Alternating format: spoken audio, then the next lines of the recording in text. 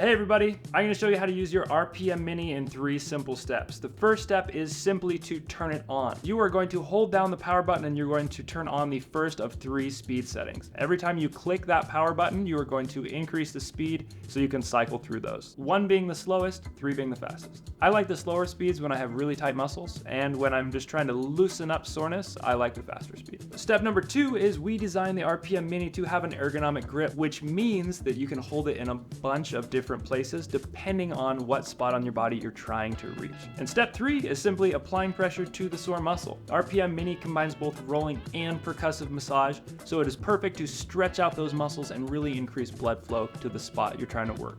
You don't have to hold any buttons down. The RPM Mini just starts going for you, and you can experiment with the different grips to see which one works best for you. One of my favorite places to use the RPM Mini is actually on my shoulders and traps and neck area. The best way to use the RPM Mini on your neck is actually to go across the body. The reason we don't tell people to do it on the same side is because if I'm doing this, I'm actually activating my shoulder and neck muscle at the same time, which is a little bit counter to if I'm trying to massage it. So we want to loosen this side and we want to place the RPM on that muscle that's already loose so that we're not fighting against our own strength. Also, the RPM Mini charges with a standard USB-C cable, so it'll make charging a breeze. A little extra info is the RPM Mini has a stall force of about 45 pounds. And so you can dig pretty deep into your muscles, especially on your upper body, without it stalling out on you. Thanks everybody for stopping by today. Enjoy your RPM Mini.